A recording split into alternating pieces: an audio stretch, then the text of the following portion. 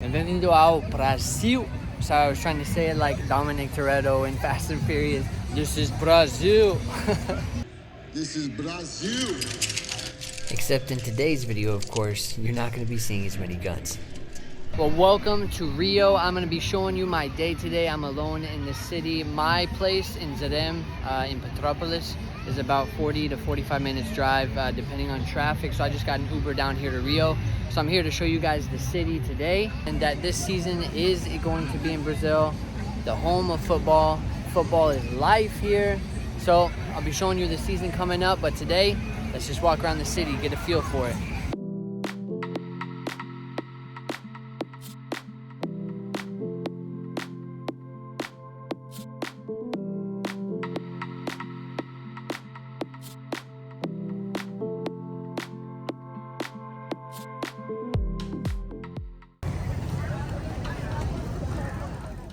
Alright, first impressions of Rio are really good. A couple things right off the bat is that this is a fast city. A lot of people and a lot of things going on. This park is a little bit north of the beach, and as you can see, it looks pretty normal compared to the US. Good biking path and walking path, and tons of places to eat to have fun around the lake. As you can see, the scenery is beautiful. Big green mountains and some tall buildings. The things that are cool to me is there are so many people playing sports, whether it's cricket like you see here, and I've actually never seen cricket played live before, or basketball, volleyball, football, of course.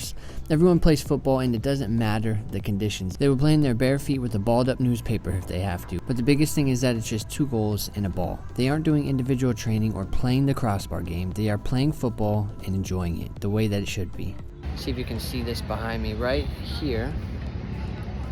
Right here is the Cristo de Redentor, the Christ the Redeemer statue, which is, one of the most iconic statues in the world. Now, like I said, this is a fast city, and here in Brazil, they drive like crazy people. Everyone cuts each other off. The lines on the road don't even mean anything, and you'll have motorcycles or mopeds just weaving in and out of traffic. So when crossing the road, you have to be super careful. It's not like the States where cars will stop for you and let you walk. They will drive right through you if they have to. So wait for that green light on the crosswalk, and then wait 5 more seconds to make sure nobody is speeding through on a bike.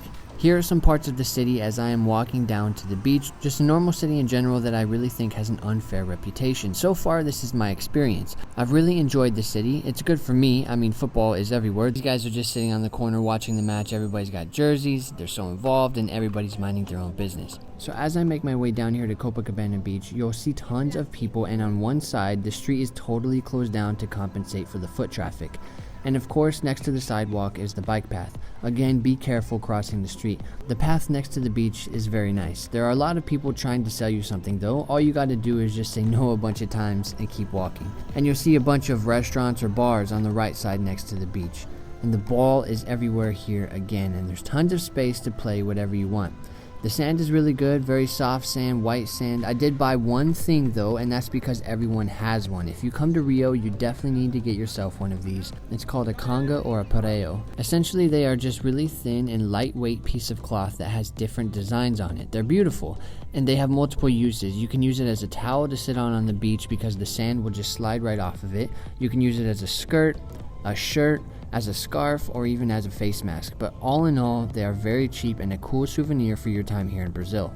The one thing that I noticed that's different about this beach is that the waves are really big and strong. They are rough coming into the shoreline, and you can even see some people surfing. But people really don't go out that far because these waves will swallow you up. The other thing is that yes, this is a country where the poor and the rich live side by side, and here at the beach there is some theft because of all the tourists. So if you go out to the water, make sure you have someone watching your things or they will disappear in 2 seconds. Other than that, it's so beautiful. As you can see, I was here alone and no one bothered me or even came up to talk to me.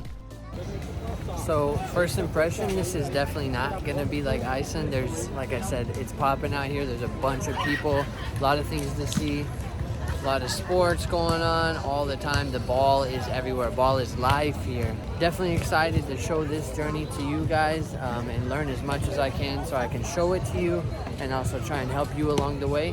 But Brazil, I mean, wow, I can't believe that I'm here, especially from going from Iceland. It's like a complete opposite experience. And that's the thing is, like, I had no idea that this was going to come up. This was kind of a last minute thing. I honestly didn't think that I was going to be able to play this season. And then this comes up and it's like, this is a huge opportunity and experience for myself, and also, you know, to show you guys exactly what's going on down here. I wanted to experience it myself, the world of football, you know. It was awesome in Iceland, like everybody went to the games and everybody was really into the game, and you know, the whole town would show up to your game. But like here, it's everywhere, you know. And Brazil is much larger. It's like as large as the United States, so it's so big. I don't think I'm gonna travel as much as I did in Iceland, but definitely I'm gonna be going around the state of Rio and playing different teams. So I'll break down those games and I'll break down the trainings, all that type of stuff. So I'm excited for me, but I'm also excited for you guys to see this as well. And now I'm heading over to the end of the Copacabana walk to watch the sunset, and as you can see, everyone has the same idea. The beach also has lights that turn on so you can play through some of the night, because the sun sets a little earlier here since it's the winter months right now. It's setting around 6 p.m. here in Rio currently, and the people like to have dinner a little later here as well, around 7 or 8 p.m.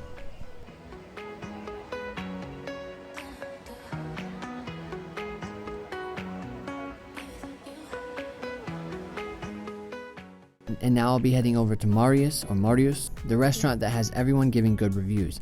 It's just across the street from where I was, and this is an upscale restaurant with some interesting interior and decor.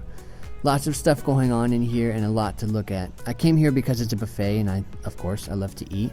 And as you can see here, they have unlimited salad bar, which includes some shrimp Caesar salad, different fruits, cheeses, beans, assortment of seafood like mussels and clams, and then some soups here that are like a traditional Brazilian soups, usually has some grains, beans, and some meat in it. And after you sit down, they will start bringing out different plates with different meats and seafood that were just freshly cooked, and they'll ask you if you want a piece, and if you say yes, they'll just give you some pieces, and if you say no, they'll come back shortly with some different options. I think I had my weight in filet mignon, lobster, shrimp, calamari, ribs, and sea bass. It's a really great restaurant, would definitely recommend checking it out if you're ever in Rio. Okay, and football-wise, my first week was action-packed. I got an elbow to the eye my first day of training, so my eye was opened up quite a bit. And Tuesday through Thursday, I trained separately from the team because we didn't want anything more happening to my eye. Friday, the training was non-contact, so I got to join in, and the cut on my eye was shut, so it was easier to see during training. And this is where I was staying for like the first week and a half, but the club is renting a house for some players to stay in, and I'll be living there for the rest of my stay. I'm not in the house yet, but I'll definitely show it to you in the next videos. This place was like a hotel/hostel. It got the job done and had a futsal court and football pitch just right outside, so it was cool to see everyone playing all night long and playing barefoot like it's nothing.